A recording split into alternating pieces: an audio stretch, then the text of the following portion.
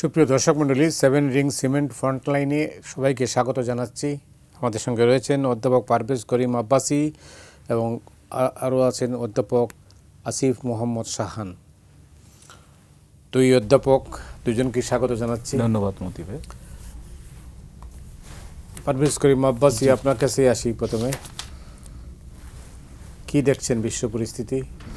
এই মুহূর্তে তো সব বদলে যাচ্ছে বলে মনে হয়। জি, আমার মনে হচ্ছে যে প্রেসিডেন্ট ডোনাল্ড ট্রাম্পের যখন এক সময় যখন প্রেসিডেন্সি শেষ হবে একভাবে না আরেকভাবে, আইদার উনি ইলেকশনে একটা ন্যাচারাল টার্ম আছে, টার্মটা শেষ হোক, বা হচ্ছে যে ওনার হয়তো বা বয়সের কারণে, তো ইতিহাস যখন লেখা হবে ওনার উপর, তো আমার মনে হয় যে বলবো যে আমরা তো বলি ওনার নিয়ে ট্রানজ্যাকশনাল প্রেসিডেন্সি, যে স্বার্থের জন্য হচ্ছে সব কিছু আদান প্রদান।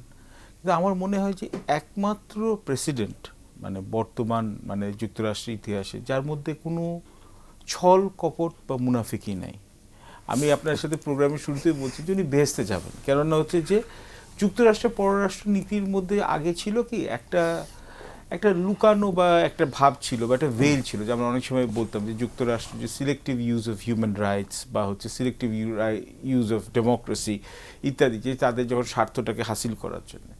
তো এই সাম্প্রতিককালে যে আপনার যে এখানে আপনি যে রেফারেন্সটা তুললেন, যেখানে উনি ডিসেম্বর 22 তারিখে উনি হচ্ছে যে ভেনিজুয়েলার প্রেসিডেন্ট নিকোলাস মাদুরোকে উনি লাইভে ওনার হচ্ছে লাইভে এবং ইন্টারভিউতে এবং হচ্ছে এয়ারফোর্স ওয়ান থেকে এবং হচ্ছে ওনার ট্রুথ সোশ্যাল, যেটা হচ্ছে ওনার সোশ্যাল মিডিয়া অ্যাপ, ওনার ব্যক্তিগত অ্যাপ, তো ওখান থেকে উনি হচ্ছে ওনাকে ওয়ার্নিংটা দিয়েছিলেন যে আমরা ভেনিজুয়েলার উপর এখানে হচ্ছে অচিরে আক্রমণ করতে পারি এবং আমরা ভেনিজুয়েলার প্রেসিডেন্টকে সরিয়ে দেবো, কেননা ভেনিজুয়েলা সেই তার সাবেক যে তার প্রেসিডেন্ট ছিল হুগো চাভেজের আমল থেকেই বাম ঘরানার রাজনীতি করতো এবং হচ্ছে যুক্তরাষ্ট্রের হচ্ছে যে আমরা কট্টর এখানে হচ্ছে ওপোনেন্ট হিসেবে চিহ্নিত ছিল হুগো চাভেজ, এবং বেশ কয়েকবার অভিযোগও উঠেছিল যে যুক্তরাষ্ট্রের মদতে এখানে সিআইএ ইঞ্জিনিয়ার কুতে হুগো চাভেজকে সরানোর চেষ্টা হয়েছিল, অন্তত 2বার 3টা কু হয়েছিল। এবং তারপরে হচ্ছে নিকোলাস মাদুরো যেখানে আসছেন, তো নিকোলাস মাদুরো হচ্ছে যে ওই লেফট ঘরানার এখানে পলিটিক্সে, এবং ওখানেও আবার এখানে সমস্যা আছে, কেননা হুগো চাভেজের তো একটা ক্যারিজমা ছিল, কিন্তু নিকোলাস মাদুরো যত যুক্তরাষ্ট্রের স্যাংশনস আসা শুরু করলো তত হচ্ছে চীন, রাশিয়া, কিউবা, নিকারাগুয়া, তারপর কলম্বিয়া, এইসব এখানে বাম ঘরানার রাষ্ট্রের উপর এখানে আরও বেশি নির্ভরশীলতা বেড়ে গেছিলো। এবং নিকোলাস মাদুরো ওখানে হচ্ছে যে অনেক সময় হচ্ছে যুক্তরাষ্ট্রকে পাবলিকলি এবং প্রাইভেটলি মানে হেয় প্রতিপন্ন করতো বা রসিকতা করতো। তো মূল যে কারণটা ভেনিজুয়েলাতে এখানে যে ইন্টারভেনশন ট্রাম্প খুব স্পষ্টভাবে করেছেন, কোনো রাগ ঢাক নাই, এটা কি তেল। এবং কেন তেল হচ্ছে যে মানে প্রমাণিত যে রিজার্ভস বলা হয়, প্রুভেন রিজার্ভস, বিশ্বের সবচেয়ে বেশি প্রমাণিত তেলের রিজার্ভ হচ্ছে ভেনিজুয়েলাতে। কত আছে? 300 বিলিয়ন ব্যারেলস অফ অয়েল, যেটা হচ্ছে largest proven reserves as of yet. এবং ভেনিজুয়েলাতে আগে হুগো চাভেজের আসার আগে যুক্তরাষ্ট্রের এখানে অর্থনৈতিক আধিপত্য ছিল পুরো ল্যাটিন আমেরিকাতে। তো উনি এসে যেহেতু যুক্তরাষ্ট্রের সাথে বনিবানা হয় নাই, তো উনি করেছে যুক্তরাষ্ট্রের যে এবং পশ্চিমা বিশ্বের যে কোম্পানিগুলো আছে ওগুলোর হোল্ডিংগুলোকে ন্যাশনালাইজ করে ফেলেছে, জাতীয়করণ করে ফেলেছেন। এবং এটা হচ্ছে একটা রেড লাইন। এবং ভেনিজুয়েলার উপর স্যাংশনস ছিল হচ্ছে $60 বিলিয়ন যুক্তরাষ্ট্রের বিদেশি কোম্পানিগুলো হচ্ছে ওরা হচ্ছে ক্ষতিপূরণ চাইছে। আবার ইদানিংকালে চীন যেটা হয়েছে, যে চীন হয়ে গেছে ভেনিজুয়েলার অত্যন্ত হচ্ছে মানে ক্লোজ একটা স্ট্র্যাটেজিক রিলেশনশিপ, চীন এবং রাশিয়া হচ্ছে ওদেরকে আর্মস সাপ্লাই দিত, এবং হচ্ছে চীন হচ্ছে প্রায় ভেনিজুয়েলা থেকে প্রায় 70% তেল হচ্ছে কিনে নিত। তো কিন্তু এর মধ্যে আবার এখানে শুভঙ্করের ফাঁকি আছে, কিন্তু আমেরিকান কোম্পানি শেভরন কিন্তু ওখানে ভেনিজুয়েলাতে কাজ করতো এবং ওরা স্পেশাল স্যাংশনস ওয়েভার পেত, যে হচ্ছে ওরা তেলগুলো এখন উৎপাদন ওখান থেকে করে আমেরিকাকে বেচতে পারতো। তো ওর আমেরিকান কোম্পানির জন্য রেয়ার ছিল, কিন্তু এতেও এত অল্পতেও ভেনিজুয়েলাকে ছাড় দেওয়া হয়নি। প্রথমে ছিল হচ্ছে ফ্লোটিলা দিয়ে, যে এখানে জাহাজ দিয়ে এখানে অবরোধ করা হয়েছিল ভেনিজুয়েলা কোম্পানি এখানে। এবং আমরা দেখেছি হচ্ছে যে 2024 সালে মানে ভেনিজুয়েলার মধ্যে ছিল হচ্ছে যে আপনার মূল্যস্ফীতি বেড়ে গেছিল, বৈষম্য বেড়ে গেছিল, এবং ওখানে একটা নির্বাচন হয়েছিল যেখানে পশ্চিমা ঘরানার যে ক্যান্ডিডেট এডমান্দো গঞ্জালেস, উনি নির্বাচন জিতেছিল এবং ওনাকে বলা হয় প্রক্সি প্রেসিডেন্সিয়াল ক্যান্ডিডেট, কেননা ওনার যেখানে সেখানে সবচেয়ে ভেনিজুয়েলাতে সবচেয়ে জনপ্রিয় যেখানে পলিটিক্যাল অ্যাক্টিভিস্ট মারিয়া করিনা মাচাদো, যে আগের বছর নোবেল প্রাইজও পেয়েছিলেন, নোবেল শান্তি প্রাইজ পেয়েছিলেন, তো ওনাকে ইলেকশন উনি করতে পারেনি। তো এটা ধারণা করা হয় যে মাদুরো ওই ইলেকশনটা হেরে গেছিল, কিন্তু গায়ের জোরে হচ্ছে ক্ষমতায় টিকেছিল চীন এবং রাশিয়ার সমর্থনে। তো এইবার ট্রাম্প যেটা করেছে সেটাকে বলা হচ্ছে পুরানো স্ট্র্যাটেজি যুক্তরাষ্ট্রে, এটাকে বলা হয় মনরো ডক্ট্রিন। 1823 সালে মনরো এখানে ছিল যে যুক্তরাষ্ট্রের পঞ্চম প্রেসিডেন্ট, উনি বলেছিল যে তখন হচ্ছে যে ল্যাটিন আমেরিকার সব দেশগুলো হচ্ছে স্পেন বা আপনার এই পর্তুগালের এখানে উপনিবেশিক শাসন থেকে স্বাধীন হচ্ছিল। তখন এই পশ্চিমা বিশ্বে মানে ইউরোপের এখানে পাওয়াররা বলেছে ইন্টারভিন করতে, তো মনরো বলেছিল যে না, এই আমাদের এখানে আমেরিকাস বলতে সাউথ আমেরিকা এবং নর্থ আমেরিকাতে একমাত্র যুক্তরাষ্ট্রে এখানে হচ্ছে যে কোনো বাইরের কোনো ক্ষমতার এখানে ইন্টারভেনশন বরদাস্ত করবে না। এটাকে ডোনাল্ড ট্রাম্প এখন বলে হচ্ছে ডনরো ডক্ট্রিন। ডোনাল্ড ট্রাম্প, তো ডোনাল্ড ট্রাম্প থেকে হচ্ছে ডন আর ওখান থেকে হচ্ছে মনরো, তো ডনরো ডক্ট্রিন। ন্যাশনাল সিকিউরিটি স্ট্র্যাটেজি যেটা বার হয়েছে ওখানে বলেই দেওয়া হয়েছে যে আমেরিকাসটা ওটা হচ্ছে স্ট্র্যাটেজিক ব্যাকইয়ার, ওখানে ওরা কোনো দেশের মানে এই আমেরিকার বাইরে কোনো দেশে এখানে হচ্ছে মস্তানি বা ইন্টারফারেন্স পছন্দ করবে না। রাশিয়া এখন ইউক্রেন যুদ্ধে ব্যস্ত, ওরা ওখানে সাপোর্ট দিতে পারে না। চায়না এখন হচ্ছে যে ওরা কিন্তু যুক্তরাষ্ট্রে এখন একটা লেভেলের পর এসকেলেট করতে চাচ্ছে না, এবং তাদের নিজস্ব অনেকগুলো অর্থনৈতিক সমস্যা আছে, ভূরাজনৈতিক সমস্যা আছে। আর এবং কিউবা থেকে যেখানে হচ্ছে যে আরেকটা লেফটিস্ট ঘরানার ঘর, এখানে ওরাও কিন্তু এখানে ইন্টারভিন করে না, কেন তারা হচ্ছে যে আপনার হচ্ছে এই নিকোলাস মাদুরোকে সিকিউরিটি ইন্টেলিজেন্স দিতে হবে। এবং সবচেয়ে ইন্টারেস্টিং জিনিস হচ্ছে 3 জানুয়ারিতে যখন ওরা ওই অপারেশনটা লঞ্চ করলো ক্যারাকাসে, এখানে যেগুলো আমরা তথ্যপত্রে পড়েছি ওটা পাহাড়ি এলাকা, পাহাড়ি এলাকা দিয়ে আসে। ভেনিজুয়েলা আর্মি কিন্তু মানে ফেলনা না, 1 লাখের উপর আর্মি আছে, ওয়েল ট্রেন। কিন্তু ওই সময় ইউএস ক্লেমস অনুযায়ী ওরা সাইবার হ্যাকিং করেছিল, ওদের বেশিরভাগ শহরে হচ্ছে ইলেকট্রিসিটি হচ্ছে এখানে ওরা অফ করে দিয়েছিল। এবং সবচেয়ে ভয়ঙ্কর ব্যাপার হচ্ছে যে নিকোলাস মাদুরোর এখানে ক্যাবিনেটের ভিতরে নাকি সিআইএর একজন মোল ছিল যেখানে তথ্যপত্র দিয়েছিল, তার জন্য নিকোলাস মাদুরো এবং সিলিয়া ফ্লোরেস আন্তর্জাতিক আইন লঙ্ঘন করে তাদেরকে একেবারে আমরা যেমন দেখি ক্রিমিনালদেরকে এখানে মাথার উপর এখানে এখানে ওই এখানে টটি পড়ি তাদেরকে আয়োজিমা বলে একটা এই একটা শিপে উঠিয়ে ওদেরকে নিয়ে চলে গেছে হচ্ছে হেলিকপ্টার করে ফ্লাই করে হচ্ছে যুক্তরাষ্ট্রে। এখন হচ্ছে ড্রাগ এনফোর্সমেন্ট চার্জে ডোনাল্ড ট্রাম্পের এখানে অভিযোগ হচ্ছে যে আপনার ভেনেজুয়েলা হচ্ছে একটা ঘাঁটি ছিল যেখানে ড্রাগ প্রোডাকশন করা হতো, এবং ড্রাগ এখানে যেগুলো আছে কোকেন আছে, ফেন্টানিল আছে, সেগুলো হচ্ছে পাচার করা হতো। তো মোদ্দা কথা হচ্ছে এখন ডোনাল্ড ট্রাম্প খুব জোরে ঘোষণা দিয়েছেন। এখন হচ্ছে অ্যাক্টিং এখানে যে প্রেসিডেন্ট, যে আগে যে ভাইস প্রেসিডেন্ট ছিলেন ডেলসি রড্রিগেজ, যে এই ভেনিজুয়েলার সরকার এখন হচ্ছে যুক্তরাষ্ট্রের কথা অনুযায়ী চলতে হবে, এবং যুক্তরাষ্ট্র হচ্ছে ভেনিজুয়েলার তেল যেগুলো আছে তেল রিজার্ভ ওটাকে ওরা হচ্ছে ব্যবহার করবে। তো ওপেনলি ওরা বলে দিচ্ছে মাইট ইজ রাইট, এটাকে বলে muscular application of Munro doctrine. অনেক ধন্যবাদ আপনাকে, মানে জোর যার মূল্য জোর একদম। তাইলে ভালো। প্রফেসর সাহান, আপনি কীভাবে দেখেন? আপনার কি মনে হয় যে এই যেটা বললেন এখন এখন যে অবস্থায় যাচ্ছে তখন তো দুর্বল রাষ্ট্রগুলোর জন্য তো একটা বিপদ সামনে? এই বিষয়ে বলার মতো আসলে যথেষ্ট জ্ঞান আমার নেই, আমি আইআর আমার সাবজেক্ট না। আমি যে জিনিসটা দেখি যে আমেরিকান ইন্টারনাল পলিটিক্সের যে হিসাব সে অনুযায়ী ট্রাম্পের হাতে এখনও এই ধরনের কাজ করার মতো এই বছরের নভেম্বর পর্যন্ত সময় আছে। 2026-এ মিড টার্ম ইলেকশন হবে, সেই মিড টার্ম ইলেকশনে যদি রিপাবলিকানরা অস্বাভাবিক ধরনের খারাপ ফলাফল করে তাহলেই শুধুমাত্র প্রেসিডেন্টের উপরে কোনো ধরনের প্রেশার আসতে পারে। এর আগে পর্যন্ত ট্রাম্পকে বাধা দেওয়ার মতো কোনো কিছু নেই। যেমন একটা প্রশ্ন উঠেছিল যে ট্রাম্প যে অ্যাটাক করতে গেলেন বা ট্রাম্প যে অ্যাবডাক্ট করে নিয়ে আসলেন, এটাকে যুদ্ধ ঘোষণা বলা যাবে কিনা, কারণ যদি যুদ্ধ ঘোষণা হয় তাহলে হচ্ছে কংগ্রেসের অনুমোদন লাগবে। সো এবং যেটা যে আলাপ আলোচনা ইতোমধ্যেই রিপাবলিকান কয়েকজন কংগ্রেসম্যান এবং একজন সিনেটর তুলেছেন যে এইটা কংগ্রেসের যে ক্ষমতা সেটাকে ওভার পাওয়ার করে হচ্ছে গিয়ে করা হয়েছে। যদিও ট্রাম্প এটাকে এবং Marco Rubio secretary of state এটাকে ডিফাইন করেছেন হচ্ছে এইভাবে যে আমরা তো কোনো যুদ্ধ করছি না, আমরা লং টার্ম সময়ের জন্যও থাকবো না, আমরা হচ্ছে একটা রেজিমের ব্যবহারটাকে আমরা ইসে করছি। কিছু সামান্য বিদ্রোহের ইসে থাকলেও আজকে যে ঘটনাটা ঘটেছে যে সেইখানে রিপাবলিকান যে লিডারশিপ এবং ডেমোক্রেট লিডারশিপ তাদেরকে একটা ইন্টেলিজেন্স হিয়ারিং দেওয়া হয়েছে। Secretary of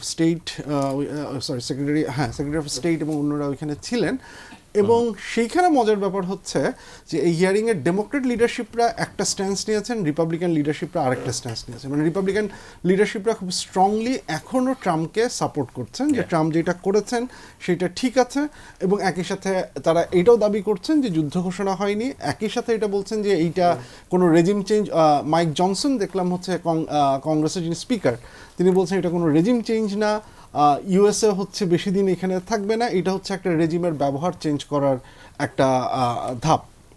on the other hand ডেমোক্রেটরা খুব কড়া সমালোচনা করছেন, এবং মজার ব্যাপার হচ্ছে যে ট্রাম্প আবার জানিয়েছেন যে আমরা এখানে দীর্ঘ সময়ের জন্য আসবো, এত দ্রুত এখানে নির্বাচন হবে না। রিপাবলিকান লিডারশিপ যেভাবে যে অর্থে ট্রাম্পকে ডিফেন্ড করছিলেন, তো তারা বলেছিলেন যে এটা খুব অল্প সময়ের জন্য একটা নির্বাচন হবে, আমরা রেজিমকে সরিয়েছি, অ্যাবডাক্ট করে নিয়ে আসছি, সো এখন হচ্ছে একটা ইলেকশন করে করা হবে।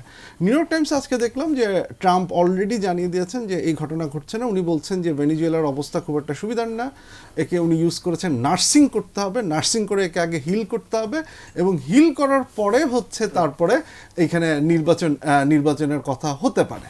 এবং উনি একটা টিমও বানিয়ে দিয়েছেন মার্কো রুবিওর নেতৃত্বে, যেখানে সেক্রেটারি অফ ডিফেন্সও আছেন, যেখানে হচ্ছে স্টিফেন মিলারও আছেন, তাদেরকে দিয়ে একটা কমিটি উনি গঠন করে দিয়েছেন যাদের কাজ হচ্ছে ভেনিজুয়েলার এই ট্রানজিশনটাকে দেখা। তার মানে হচ্ছে রিপাবলিকানরা যেভাবে, এত কথা বলার উদ্দেশ্য হচ্ছে যে রিপাবলিকানরা যেভাবে ট্রাম্পকে ডিফেন্ড করার চেষ্টা করছেন, ট্রাম্পের কাজকর্ম এবং কথাবার্তা কিন্তু তার বিপরীতে যাচ্ছে। তারপরেও রিপাবলিকানরা খুব শক্তভাবে ট্রাম্পের বিরোধিতা করতে পারছেন, এবং শুধু এই ক্ষেত্রে না, আমরা এর আগে ট্যারিফের ক্ষেত্রেও দেখেছি রিপাবলিকানদের যে ইকোনমিক পলিসি সেটার সাথে ট্যারিফ অনেক ক্ষেত্রেই হচ্ছে গিয়ে ম্যাচ করে না। রিপাবলিকানরা শেষ পর্যন্ত কোনো ধরনের বড় প্রতিবাদের জায়গায় হচ্ছে গিয়ে যেতে পারেননি। ট্রাম্প এক্সিকিউটিভ পাওয়ার বিভিন্নভাবে বাড়ানোর চেষ্টা করেছেন, ফেডের মেম্বার চেঞ্জ করা থেকে শুরু করে অনেক কিছুই করেছেন, যেটা একজন প্রেসিডেন্ট করতে পারেন কিনা সেটা নিয়ে প্রশ্ন আছে। সেই ক্ষেত্রেও রিপাবলিকানরা কোনো বড় ধরনের আপত্তি করেননি। কারণটা হচ্ছে এই জায়গায়, এবং যে কারণে হচ্ছে গিয়ে ট্রাম্প এখন পর্যন্ত এই ফ্রি পাসটা পেয়ে যাচ্ছেন, যে এখন পর্যন্ত যেটা মনে হচ্ছে যে ট্রাম্পের একটা ইম্প্যাক্ট রিপাবলিকান লিডারশিপের উপরে আছে। ট্রাম্প যদি বলেন কে ইলেকশনে নমিনেটেড হবে, কে নমিনেটেড হবে না, সেইটা অনেক বেশি ইম্পর্টেন্ট ফ্যাক্টর রিপাবলিকান লিডারদের জন্য। সো তারা ট্রাম্পের গুড বুকের বাইরে যেতে চাচ্ছেন না। এখন এই যখন পরিস্থিতি, তখন আমরা মানে যেটা আমি আপনাকে জিজ্ঞেস করেছিলাম, এর পরের পরিস্থিতিটা কি? যেমন আমার যেটা মনে হয় যে উনি কলম্বিয়া ওনার নেক্সট টার্গেট এরকম একটা উনি উল্লেখ করেছেন, গ্রিনল্যান্ড নিয়ে উনি বিভিন্ন কথাবার্তা বলছেন, ডেনমার্ক যদিও আবার সতর্ক করেছে যে এইদিকে না এসে করতে, উনি হয়তো এটা করতে পারবেন।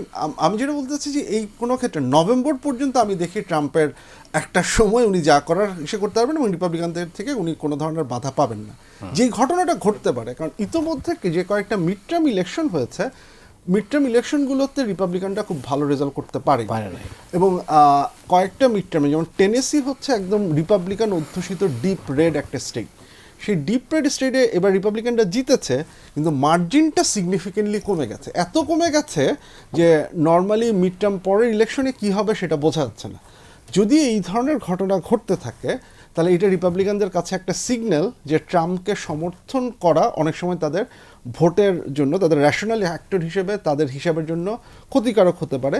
এবং যদি নভেম্বরে যে মিড টার্ম ইলেকশন হবে, সেইখানে যদি রিপাবলিকানদের কন্ট্রোল হাউস থেকে সরে যায় বা সিনেট থেকে সরে যায় বা দুটো থেকেই সরে যায়, তখন কিন্তু এখন বর্তমানে আমেরিকা একটা ইউনিফাইড গভর্নমেন্ট, মানে তিনটা ব্রাঞ্চই হচ্ছে, মানে সিনেট, হাউস আর প্রেসিডেন্ট, তিনটাই হচ্ছে একটা পার্টি কন্ট্রোল করছে। যে কোনো একটা যদি সরে যায় তখন আমরা ডিভাইডেড গভর্নমেন্ট দেখব।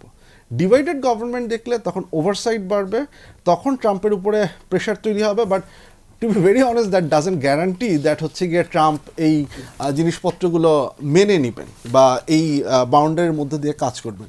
কিন্তু দের ইজ আ পসিবিলিটি, কারণ রিপাবলিকান পার্টি থেকে যদি এরকম হাউস বা সিনেট হারায়, তাহলে যে পরিমাণ প্রেশার ট্রাম্পের উপরে থাকবে, ট্রাম্প মে রেকগনাইজ, বাট এটার ব্যাপারে আসলে আমরা কেউই খুব নিশ্চিত হতে এসে পারি না আসলে। জি, অনেক ধন্যবাদ আপনাকে।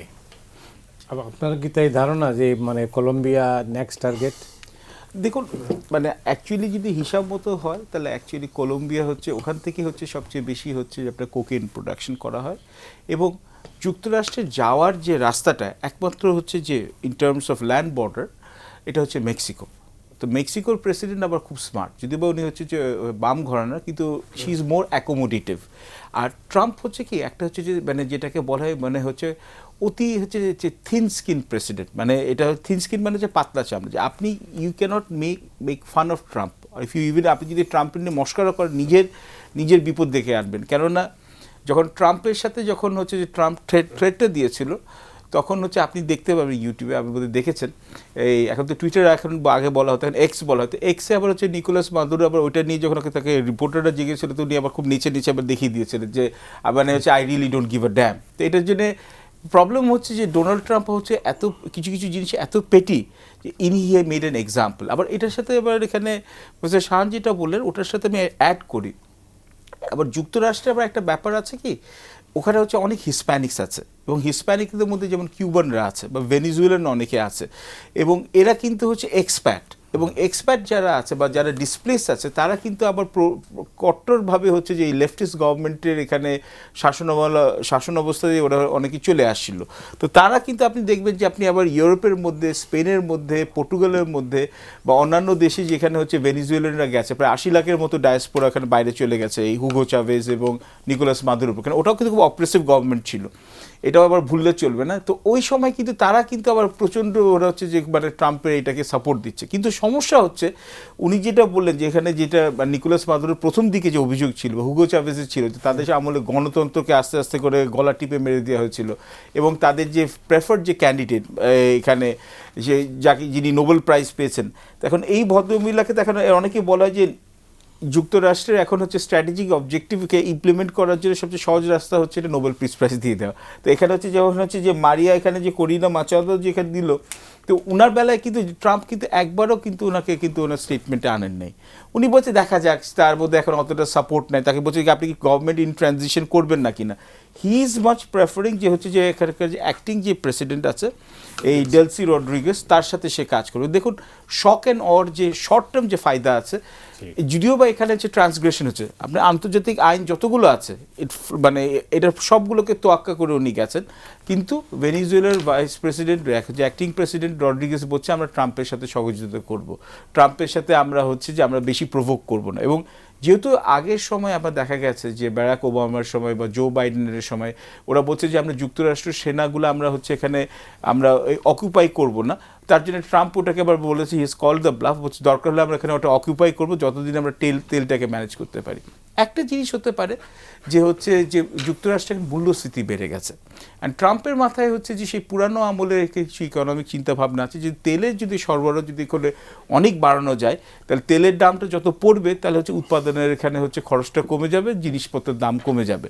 তো তার জন্য ওখানে হতে পারছে যে ভেনিজুয়েলার তেলগুলোকে উনি হচ্ছে ইউজ করতে পারবেন।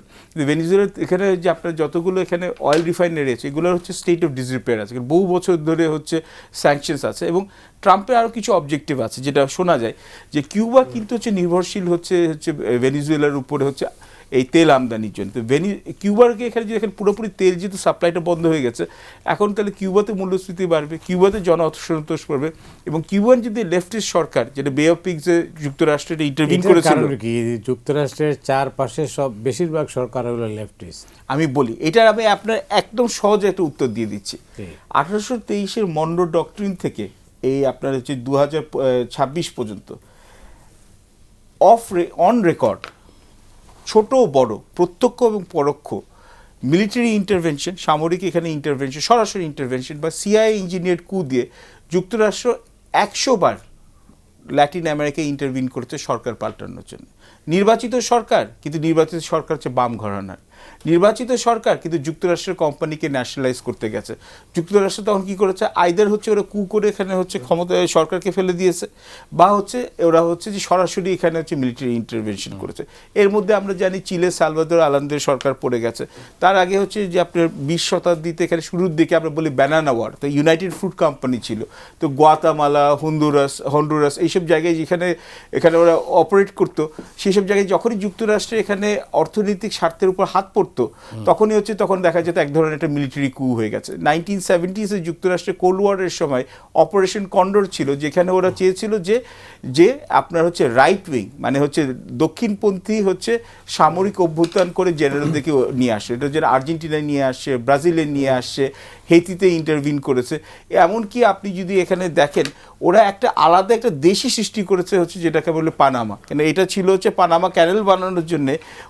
ওরা হচ্ছে যে নিকারাগুয়া থেকে এখানে হচ্ছে এখানে ওরা সেসেশন করে মিলিটারি ইন্টারভিন করে আলাদা করে দিয়েছে। তো যুক্তরাষ্ট্র যেটা আমি বলছি ডোনাল্ড ট্রাম্প ওইটারই উত্তরসূরি, যে এটা হচ্ছে যে যুক্তরাষ্ট্র চাই মানে হচ্ছে অ্যাটলিস্ট পলিসি মেকার্স যে আমেরিকাজের মধ্যে এখানে হচ্ছে ওদের সামরিক আধিপত্য থাকবে, ওদের অর্থনৈতিক আধিপত্য থাকবে, এবং এইটার একটা রিয়াকশন হিসেবে দেখবেন যে বাম ঘরানার কিন্তু সরকারগুলো হয়েছে, কি ব্রাজিলে লুলার সরকার হোক বা কি আর্জেন্টিনায় এখানে যে সরকার আছে এগুলো কিন্তু সব বাম ঘরানার, এবং কলম্বিয়াতে যেখানে আছে বা আপনার হচ্ছে যে নিকারাগুয়াতে যে সরকার আছে এগুলো কিন্তু সব বাম ঘরানার, এবং এগুলো হচ্ছে একটা ডমিনো এফেক্ট এখন যুক্তরাষ্ট্র আশা করছে যে এগুলো একের পর এক পড়বে। এবং চীনের যে প্রভাবটা বেড়ে গেছে, চীন যে যুক্তরাষ্ট্র মানে ব্যাকডোরে চলে আসে, চীনের এখন প্রেজেন্সটা কমানোর জন্যে ওরা হচ্ছে এই কাজটা করছে। এবং ট্রাম্প এখন প্রপোজ করেছে যে ভেনিজুয়েলার তেলগুলো এখন যুক্তরাষ্ট্রের কোম্পানিগুলো এটা অ্যাকোয়ার করবে এবং ওরা চীনকে বেচবে।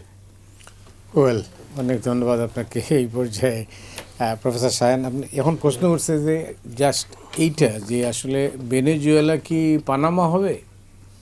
আমি একটু কয়েকটা জিনিস একটু অ্যাড্রেস করি। আপনার যে কথাটা তখন বললেন যে একই সাথে যে ইউএসএ এখন হচ্ছে ভেনেজুয়েলার ক্ষেত্রে কি করবে, এবং আপনি দেখেন যে কথাটা প্রফেসর ইসব বললেন যে মাচাদো এখানে থাকার পরেও ট্রাম্প কিন্তু এখন পর্যন্ত তার উপরে বিশ্বাস আনেননি। তিনি মানে তার কথাটা বোধহয় এরকম ছিল যে she is a nice lady but she is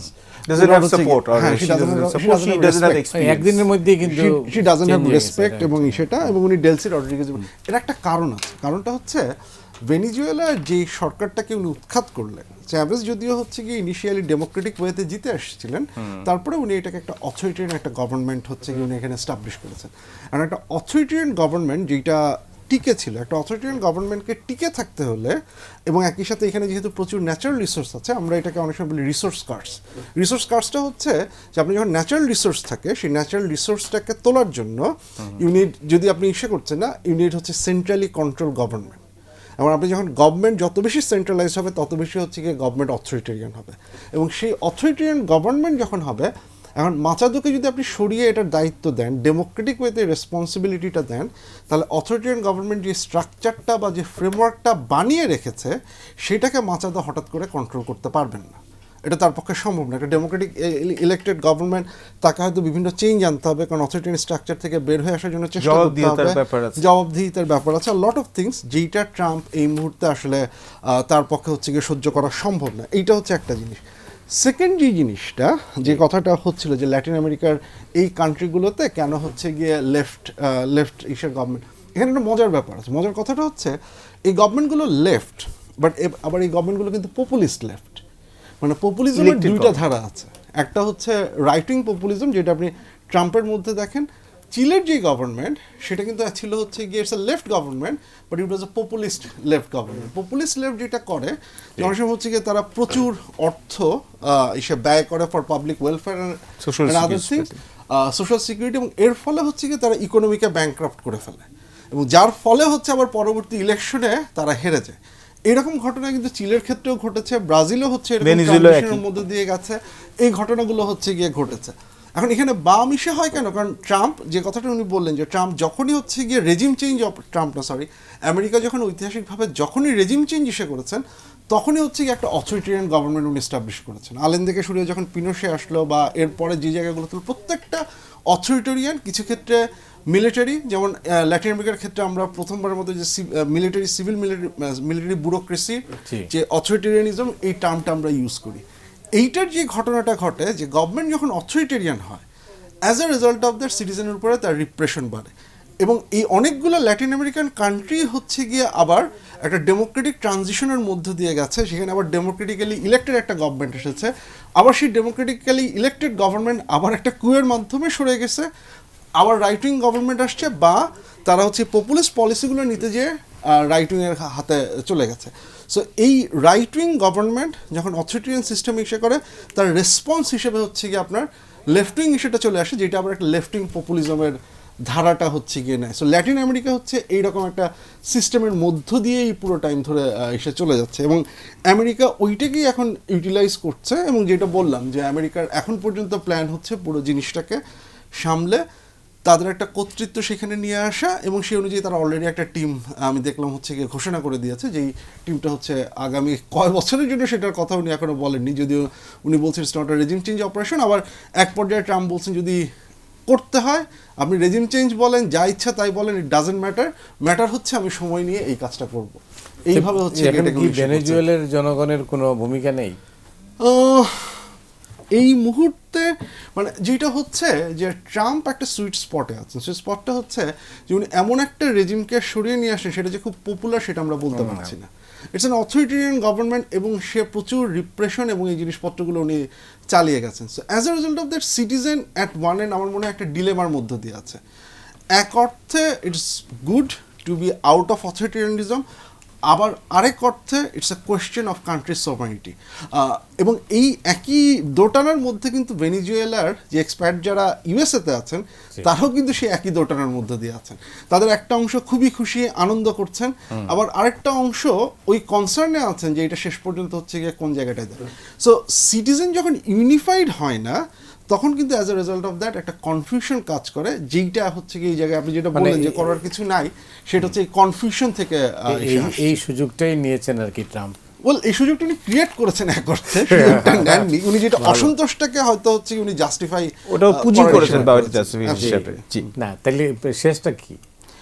এখন শেষটা হচ্ছে যে এটা ডোনাল্ড ট্রাম্প এটাকে উনি ফ্লেক্স করবেন যে ওনার পররাষ্ট্রনীতিতে সফলতা। কেন উনি বলেই দিয়েছেন যে আগে যে প্রেসিডেন্ট ছিল মানে জো বাইডেন, সে বসে বসে সে অকর্মণ্য প্রেসিডেন্ট ছিল, এবং চীন যে এত ভিতরে ঢুকে গেছে এবং যুক্তরাষ্ট্রের খেয়ে যুক্তরাষ্ট্রের পরে তার কথা অনুযায়ী এই যে এখানে দক্ষিণ আমেরিকার দেশগুলো এত যে যুক্তরাষ্ট্র বিরোধী কর্মকাণ্ডে এখানে লিপ্ত ছিল, তার জন্য হচ্ছে যে এখানে ডেমোক্র্যাটরা কোনো পদক্ষেপ নেয় নাই। তো সে এইটাকে এই যুক্তরাষ্ট্রের যে পতন এটাকে সে ঠেকিয়েছে, এবং সারা বিশ্বে একটা মেসেজ দিয়েছে যে যুক্তরাষ্ট্র একমাত্র সুপার পাওয়ার, যাকে খুশি তার সাথে যেমন খুশি করতে পারে। যেমন ট্যারিফ ট্রেড নিয়ে করা হলো, এটা তো হচ্ছে আপনার যে এখন ওয়ার্ল্ড ট্রেড অর্গানাইজেশনের নিয়ম অনুযায়ী এটা কমপ্লিটলি হচ্ছে আনওয়ারেন্টেড এবং ইলিগাল, অবৈধ।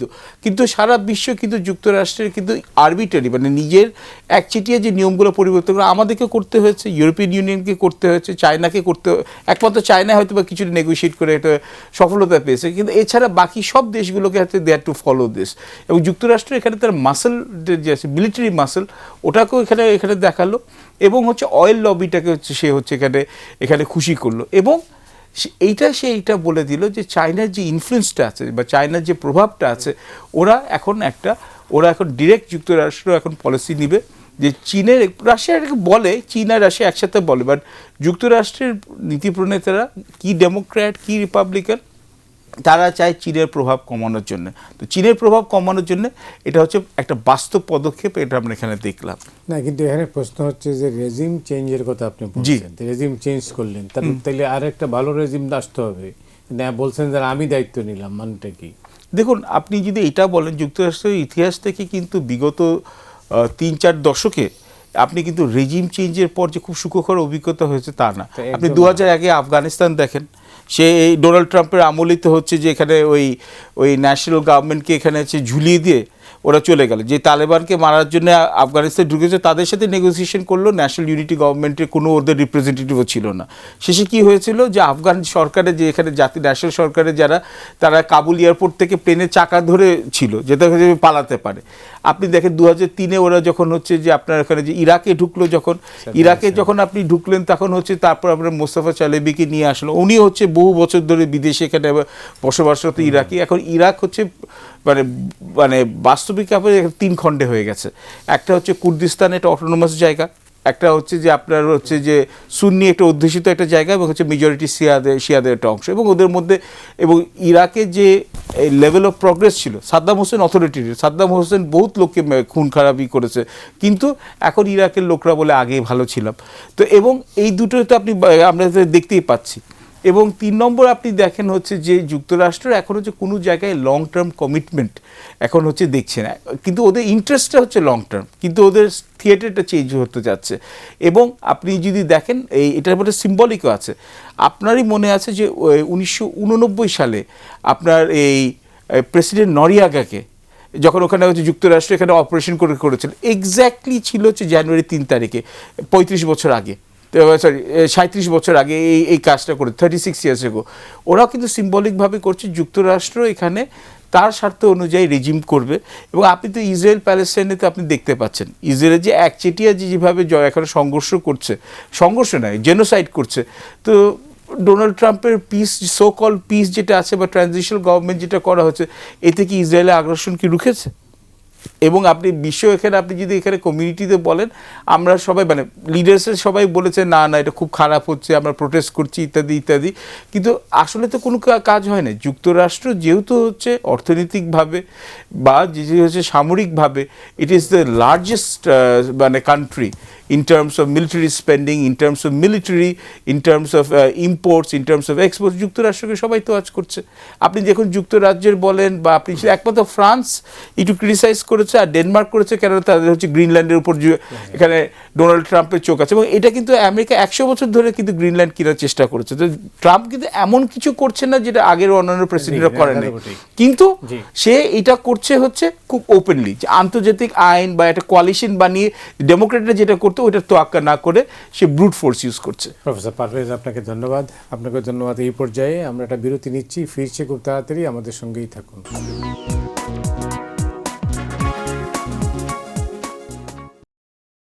সুপ্রিয় দর্শক মণ্ডলী, আপনারা দেখছেন ফ্রন্টলাইন। আমাদের সঙ্গে রয়েছেন ডক্টর আসিফ মোহাম্মদ শাহান, অধ্যাপক পারভেজ করিম আব্বাসী। আমরা বিরতিতে যাওয়ার আগে প্রফেসর আব্বাসীর কথা শুনছিলাম। এবার ডক্টর আসিফ, আপনার কাছে আসি। বাংলাদেশ পরিস্থিতি কেমন দেখছেন? আমরা তো নির্বাচনের দিকে যাচ্ছি, সামগ্রিক অর্থে নির্বাচন, বিশ্ব পরিস্থিতিও আমাদের দিয়ে আচরণ লাগবে না এমন তা না, সেটাও আলোচনা হচ্ছে। তো বেশিরভাগই আমাদের এখানে নির্বাচন কেন্দ্রিক, নির্বাচন নিয়ে আলোচনা হচ্ছে। আপনি কিভাবে দেখছেন সামনের নির্বাচনটাকে? না, নির্বাচন এখন সামনের নির্বাচনটা তো এখন পর্যন্ত যা অবস্থা, যদিও জানি না যে আরেকটা জোট নিয়ে তো শুনলাম টানাপোড়েন চলছে, সেটা কি অবস্থা হয় আমরা এখন নিশ্চিত না। কিন্তু এখন পর্যন্ত যেটা খুব পরিষ্কার যে আমরা আবারও একটা দ্বিদলের বা দ্বিদলীয় জোটের মতো একটা জায়গায় আমরা পৌঁছে গেছি।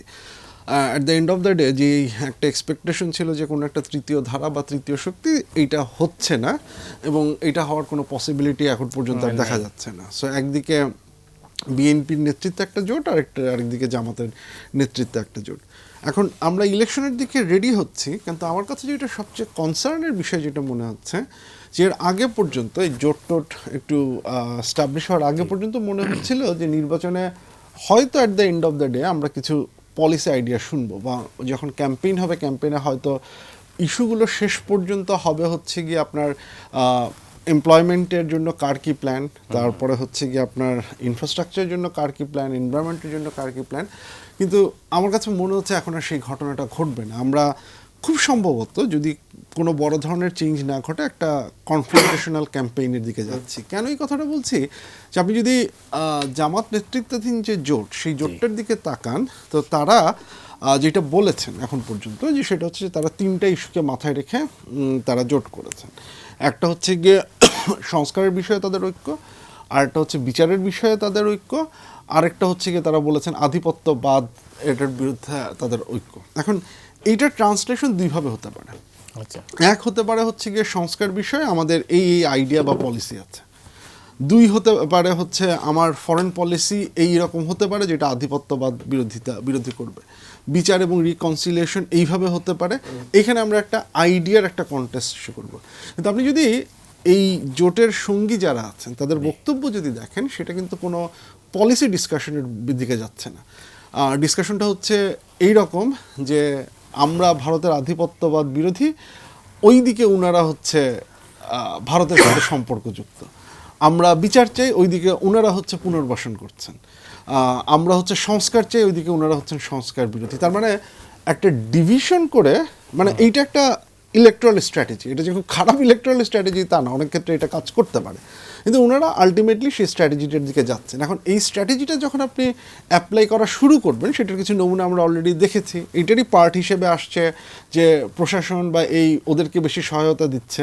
কিছুদিন পরে সেটার সাথে অন্য রাষ্ট্রের ষড়যন্ত্র, অন্য রাষ্ট্রের জড়িত থাকা এই গল্পগুলো অ্যাড হতে থাকবে।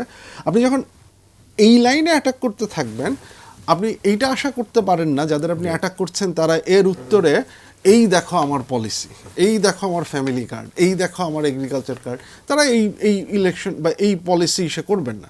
কারণ এই ধরনের নেগেটিভ যে ক্যাম্পেইনিং, সেটা একটা ইম্প্যাক্ট মানুষের উপরে পড়ে। তাহলে তারা এটা রেসপন্ড করবেন। তারা এখন রেসপন্ড করতে যেয়ে তখন তারাও নেগেটিভ ক্যাম্পেইন করবেন। As a result of that, ইলেকশনটা শেষ পর্যন্ত আর হচ্ছে পলিসি আইডিয়াতে থাকবে না। আমার আপনার সবার কাছে, আমাদের কাছে জিনিসটা হচ্ছে যে lesser of the two evil, যে দুইটাই ইভিল, দুইটাই খারাপ। যেভাবে আমরা আগে হিসাব করতাম, এর মধ্যে কম খারাপ কে, এই জায়গাটা থেকে হচ্ছে গিয়ে আমরা চলে যাচ্ছি। সো এইটা আমার কাছে একটা বড় কনসার্ন। এটার সমস্যা হচ্ছে দুইটা। এক, এই কনফ্রন্টেশন শেষ পর্যন্ত কি শুধুমাত্র সোশ্যাল মিডিয়া বা আপনার প্রচারণার কনফ্রন্টেশনে থাকবে, না এটা ফিজিক্যাল কনফ্রন্টেশনে যাবে? যদি ফিজিক্যাল কনফ্রন্টেশনে যায়, এই সরকারের আদৌ সেই সক্ষমতা আছে কিনা সেটাকে ডিল করার, সেটা একটা বড় ধরনের question. For some reason somehow ধরা যাক কোনো ধরনের কনফ্রন্টেশন হলো না, তারপরে তো নির্বাচনের রেজাল্ট হবে। অলরেডি যে ধরনের বক্তব্য আসছে, তাহলে আবারও সেই 91 সালের মতো সূক্ষ্ম কারচুপি, স্থূল কারচুপি, সেই অজুহাত আমরা আবার শুনবো কিনা, বা যে কনফ্রন্টেশন আবার শুরু হচ্ছে, এই কনফ্রন্টেশনটা তখন আবার একটা নতুন বেগে শুরু হবে কিনা। সো ডেমোক্রেসির যে রাস্তায় আমাদের যাওয়ার কথা ছিল, সেই জায়গাটাতে আমরা এসেতে যাচ্ছি। সো এগেইন এখানে যেটা হচ্ছে কি, যে আপনি একজন কোনো দলের লিডারের উপরে ডিপেন্ড করতে পারেন না টু জাস্ট অ্যাক্ট ম্যাচিউরড। কারণ এটা দলের কোয়েশ্চেন, এটা দলের যারা হচ্ছে গিয়ে আপনার হয়ে যারা ইলেকশন করছে বিভিন্ন কনস্টিটিউয়েন্সিতে, তাদের হিসাবের কোয়েশ্চেন, তাদের রেসপন্সের কোয়েশ্চেন। সো সামহাও যদি এই নির্বাচনটা আমাদের মধ্যে সবচেয়ে গ্রোন আপকে এইটা হতো, তাহলে it would have been a different election. But আর আমি চেষ্টা দেখছি এটাকে কনফ্রন্টেশনের দিকে টেনে নিয়ে যাওয়ার একটা পসিবিলিটি। অনেক অনেক ধন্যবাদ। জি, আপনি কি কনফ্রন্টেশনের সম্ভাবনা দেখছেন? মানে সম্ভাবনা ঠিক না, মানে আশঙ্কা দেখছেন? আমি দেখছি হচ্ছে যে অবস্থাটা আরও উত্তপ্ত হওয়ার সম্ভাবনাই বেশি। কেন? এবং এটা প্রথমত হচ্ছে যে অন্তর্বর্তীকালীন সরকারের হচ্ছে রাজনৈতিক প্রজ্ঞার অভাব। এক, সদিচ্ছা থাকলেও বলবো রাজনৈতিক প্রজ্ঞার অভাব। দুই হচ্ছে প্রশাসনের উপর তাদের হচ্ছে ক্ষমতা, এখানে ক্ষমতায়ন করাটা এখানে ওরা মোটামুটি ব্যর্থ হয়েছে। এবং তিন, নানান সময় নিজেদের মানে শর্ট টার্ম গেনের জন্য, স্বল্প মেয়াদী লাভের জন্য একবার দেখা গেছে বা আন্দাজ করা হয়েছে এনসিপির উপর হচ্ছে ওরা মেহেরবান ছিল অন্তর্বর্তীকালীন সরকার। তারপর শোনা গেল যে জামাতে ইসলামী হচ্ছে এখন হচ্ছে এই সরকারকে প্রভাবিত করছে। এবং এখন বিগত 1-2 মাস ধরে দেখা যাচ্ছে যেটা জামাতের এখন এখানে অভিযোগের জন্য অভিযোগ দেখে মিলান হয় যে আপাতত নাকি অন্তর্বর্তীকালীন সরকার মধ্যে হচ্ছে যে বিএনপির সাথে একটা আন্ডারস্ট্যান্ডিং হয়ে গেছে, বা বিশেষত ডক্টর ইউনূস এখানে চাইছেন হচ্ছে যে বিএনপির সাথে। তো এইরকম হচ্ছে যে পারসেপশন চেঞ্জ করতেই থাকে। এক, দুই, আপনি এখানে আছেন যে এখানে হচ্ছে যে এখন প্রো 71 এবং অ্যান্টি 71, 1971, এটাও কিন্তু এখানে রাজনীতি পলিটিক্সে আবার ফেরত চলে আসে। কিন্তু আওয়ামী লীগ নাই, এটা কিন্তু বিএনপি ভার্সেস জামাত। এবং এনসিপি যে একটা আলাদা একটা রাজনৈতিক দল, ওইটা থাকলেও ওদের যে এখানে যে ওদের নিয়ে যতটা আনরিয়েলিস্টিক যে এক্সপেকটেশন ছিল, মানুষের যে আকাশকুম্বী চিন্তাভাবনা ছিল, ওটাকে ওরা বর্জন করে দিয়েছে। দেখা গেছে যে ওদের যে পলিটিক্যাল ক্যাপিটাল ছিল, ওটা মোটামুটি বিসর্জন দিয়ে ওরা জামাতের সাথে আসে। জামাতের সাথে যাক, বিএনপির সাথে যাক, ওরা যদি নিজেরা দাঁড়াতো তাহলে ওদের সক্রিয়তা থাকতো, এবং আমার মনে হয় যে লং টার্মে ওদের হয়তো ভায়াবিলিটিটা বাড়তো। এখন আপনি দেখুন হচ্ছে, এখন আপনি দেখবেন বিএনপি এখন হচ্ছে একদম সেন্ট্রিস্ট মধ্যপন্থী দল হিসাবে এখানে পোজ করছে, যেখানে ওরা ওন করছে হচ্ছে 71 সালটাকেও এবং 71 সালের লেগেসিকেও, এবং ওরা ওন করছে 2024 সালেও। কেন? ওরা বলছে যে আওয়ামী লীগ হাতে ওরা নিপীড়িত ছিল। এবং জামায়াতে ইসলামের আন্ডারে যে জোটটা আছে, যতক্ষণ জোটটা টেকসই হয়, তাও এর মধ্যে তো এখানে মানে কিছুটা এখানে হচ্ছে এখানে জোটের মধ্যে এখানে যেটা প্রফেসর শাহানও বললেন এবং আমরা পেপারও পাচ্ছি, ওদের মধ্যে এখানে খুটখাট লেগে আছে, কনফ্লিক্ট লেগে আছে। জামায়াতে ইসলামী এখন মেইনলি যেটা করছে হচ্ছে যে 2024-এর উপরে, এবং হচ্ছে যে গণভোটের ব্যাপারে এখানে একটা হালকা এখানে কথা, সংস্কারের ব্যাপারে কথা বলছে, এবং ভারতীয় আধিপত্যবাদকে রুখে দাঁড়ানোর জন্য কথা, এবং একটা ইমপ্লিকেশন করছে যে বিএনপির সাথে বোধহয় ভারতের একটা আতত হয়ে গেছে। কিন্তু খুব ইন্টারেস্টিং হচ্ছে, যদি আপনি আমাকে 1 মিনিট সময় দেন, এটা হচ্ছে যে এই যখন ডিসেম্বর 30-এ যখন হচ্ছে যে খালেদা ইন্তেকাল হলো, এবং তারপর তো prime minister Narendra Modi message করলেন, ওখানকার ফরেন মিনিস্টার বা যেটা বলে মিনিস্টার অফ এক্সটার্নাল অ্যাফেয়ার্স ওদের বাসায় জয়শঙ্কর আসলেন। সেই সময় কিন্তু রয়টার্সের রিপোর্ট আসলো যে জামায়াতে ইসলামের আমিরের সাথে কিন্তু ভারতীয় উচ্চপদস্থ এখানে কূটনীতিবিদের সাথে কিন্তু দেখা সাক্ষাৎ করা হয়েছে, এবং এটা it was kept secret at request of one party, এবং এটার মধ্যে ফেসবুকে উনি পোস্টও করেছিলেন। তারপর এখানে এটা নিয়েও আবার হলো। তো ভারত একটা এত বড় দেশ, আমরা ভারতের সাথে ন্যায়সঙ্গতভাবে অনেকগুলো ব্যাপারে আমাদের মতের মিল আছে, মতের অমিল আছে, এবং হচ্ছে যে অবশ্যই বাংলাদেশের নিজস্ব স্বকীয়তা এবং স্বাধীনতা রাখা উচিত, কিন্তু প্রত্যেকটি রাজনৈতিক দলই প্রত্যক্ষ এবং পরোক্ষভাবে ভারতের সাথে এনগেজ করতেই হবে। এটা অর্থনৈতিক কারণে বলেন, রাজনৈতিক কারণে বলেন, কানেক্টিভিটি বিষয় বলেন, কাঁচামাল আমদানি করার জন্য বলেন, অভিন্ন নদীর জন্য বলেন, কিন্তু সম্পর্কটাকে হচ্ছে যে ন্যায্যতার ভিত্তিতে। কিন্তু এখন যেটা হয়ে গেছে হচ্ছে আবার ওর সাথে আবার দেখছি যে আপনি দেখছেন যে ইনকিলাব মঞ্চ বলে এখানে একটা প্রেশার গ্রুপের একটা চেষ্টা করা হচ্ছে। আবার আমরা একটা দাবি শুনছি হচ্ছে যে ভারতের এখানে ভারতকে এখানে ঠেকানোর জন্য আমরা পাকিস্তানের সাথে, একটা কাতারের সাথে, টার্কির সাথে একটা অ্যালায়েন্স করার জন্য নানান ধরনের জিনিস করা হচ্ছে। এবং ভারতেও কিন্তু আমরা বাংলাদেশে তো অ্যান্টি ইন্ডিয়া কার্ড আছে, ভারতেও কিন্তু নানান কারণে কিন্তু যদিও বা হ্যাঁ স্টেট টু স্টেট লেভেলে ওরা হচ্ছে এখানে হচ্ছে রিলেশনশিপটা ওরা হচ্ছে টেনশনটা কমাতে চাচ্ছে একটা অর্থে, বা বিএনপির সাথে বা যেই নির্বাচিত সরকার আসবে তাদের মেইনলি আমরা ধরে নিচ্ছি বিএনপির সাথে। ভারতেও কিন্তু দেখবেন যে হালে যে আমাদের ক্রিকেটার মুস্তাফিজুর রহমানকে এখানে আইপিএলে এখানে নাক্কারজনকভাবে তাকে হচ্ছে যে এই বিসিসিআই চাপ দিল আইপিএলে তাকে হচ্ছে রিলিজ করতে, এটাও কিন্তু একটা ইন্টারনাল পলিটিক্স। কেননা 2026-এর মের দিকে পশ্চিমবঙ্গে কিন্তু নির্বাচন হবে, এবং প্রাইম মিনিস্টার নরেন্দ্র মোদীর শেষ যে কয়েকটা জায়গা আছে যেখানে হচ্ছে চাই যে বিজেপি জিতুক, এর মধ্যে হচ্ছে এক হচ্ছে পশ্চিমবঙ্গ। কিন্তু পশ্চিমবঙ্গে মমতা ব্যানার্জি যে এখানে অল ইন্ডিয়া তৃণমূল কংগ্রেসের নেত্রী এবং 3বার যে ওখানকার পশ্চিমবঙ্গের মুখ্যমন্ত্রী আছে, উনি কিন্তু হচ্ছে যে এখানে ওই 30% ওখানে পশ্চিমবঙ্গের জনসংখ্যা যে মুসলমান তাদের ভোটে, এবং হচ্ছে এখানে হচ্ছে বাঙালিত্বর এখানে করে উনি কিন্তু এখানে খুব জোর প্রতিরোধ করেছে। দেখেন কি করেছে কেকেআর, কলকাতা নাইট রাইডার্সের মালিক হচ্ছে শাহরুখ খান, একজন মুসলমান, এবং শাহরুখ খান হচ্ছে পশ্চিমবঙ্গে আবার ব্র্যান্ড অ্যাম্বাসেডার। তো এবং এই জন্য আপনি দেখেন বিজেপির যে ওখানকার পশ্চিমবঙ্গের নেতা শুভেন্দু অধিকারী, সেই কিন্তু সবচেয়ে বেশি সরব যে বাংলাদেশকে একটা শিক্ষা দিতে হবে, বা অনেক ওখানে হচ্ছে অ্যাপারেন্টলি নাকি অনেক ইলিগাল বাংলাদেশি ওখানে বসে আছে। তো বাংলাদেশি কার্ড কিন্তু পশ্চিমবঙ্গেও খেলা হচ্ছে এর রাজনৈতিক কারণে, এবং দুটো দেশেই যখন হচ্ছে রাজনৈতিক এখানে কারণে একজন হচ্ছে কাদা ছোড়াছড়ি করছে, আমরাও কিন্তু করছি। অন্তর্বর্তীকালীন সরকারের মাঝে মধ্যে দেখা গেছে অনেক উপদেষ্টারা ইচ্ছা করে প্রভোগ করে দিচ্ছে, তাতে কি হচ্ছে এটা দীর্ঘমেয়াদী ফল কিন্তু ভালো হবে না। অনেক ধন্যবাদ প্রফেসর শাহান। ওই যে ক্রিকেট ডিপ্লোমেসি, এতে লাভ কার ক্ষতিকার? এখানে তো মানে যেটা হচ্ছে যে এখানে তো লাভ ক্ষতির কিছু দেখছি না, পুরো জিনিসটাই তো যে ঘটনাটা এখানে ঘটছে যে আমরা যেভাবে রেসপন্ড করছি, দেখুন রেসপন্স করাতে আমি কোনো সমস্যা দেখি না, কিন্তু প্রশ্ন হচ্ছে আপনি যে রেসপন্স করছেন সেটাকে ফলো আপ করার মতো সামর্থ্য আপনার আছে কি না, নাকি এমন রেসপন্স করছেন সেটা আপনার জন্য কোনো ক্ষতির কারণ হয়ে দাঁড়াচ্ছে। সো এটা তো গভর্নমেন্টের ক্যাপাসিটির কোয়েশ্চেন, এবং গভর্নমেন্টের যদি মানে এমন থ্রেট করার আমি কোনো অর্থ দেখি না যে থ্রেটটার বাস্তবায়ন করার বা সেটার হচ্ছে গিয়ে কোনো রিয়াকশন আসলে সেটাকে ঠেকানোর আপনার কোনো ধরনের ক্ষমতা নেই।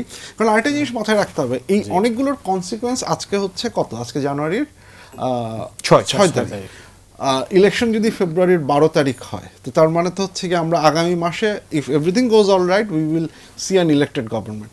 তাহলে এই গভর্নমেন্টের যে ডিসিশনগুলো নিয়ে যাচ্ছে তার কনসিকোয়েন্স তো অনেক সময় তাকেও ফেস করতে হবে না, ফেস করতে হবে তো হচ্ছে গিয়ে ইলেক্টেড গভর্নমেন্টকে। এবং আমরা অনেকবারই দেখেছি, কথাটা এই গভর্নমেন্টকে অনেকবারই বলা হয়েছে যে অনেক ক্ষেত্রেই তারা এমন সব ডিসিশন নিচ্ছেন যে ডিসিশনগুলোর কনসিকোয়েন্স তাদের ফেস করতে হবে না, তারা একটা ইলেক্টেড গভর্নমেন্টের জন্য অনেকগুলো মাইনফিল্ড তারা তৈরি করে রেখে যাচ্ছেন, যে মাইনফিল্ডগুলো কীভাবে সামলাবেন সেটা একটা সে প্রশ্ন। এবং আপনি দেখেন যে অনেক এই সরকার বিপদে পড়লে সব দলকে ডেকে যৌথ মিটিং করতে রাজি আছে, কিন্তু যখন গুরুত্বপূর্ণ পলিসি ইস্যুগুলো আসে যেটা পরবর্তী সরকারকে সামলাতে হবে, সেই ক্ষেত্রে কিন্তু হচ্ছে কি আপনি কোনো ধরনের এরকম সর্বদলীয় মিটিং বা সর্বদলীয় এসে দেখবেন না, সেগুলো খুব অ্যাব্রাপ্টলি করা হয়। সো আমার ধারণা সেটা তো হচ্ছে কি কোনো ধরনের বাংলাদেশের জন্য কোনো সুবিধাজনক অবস্থা নিয়ে আসে। অনেক ধন্যবাদ আপনাকে প্রফেসর আব্বাসী। দর্শক মণ্ডলী, আজ এ পর্যন্তই। আপনারা সবাই ভালো থাকুন।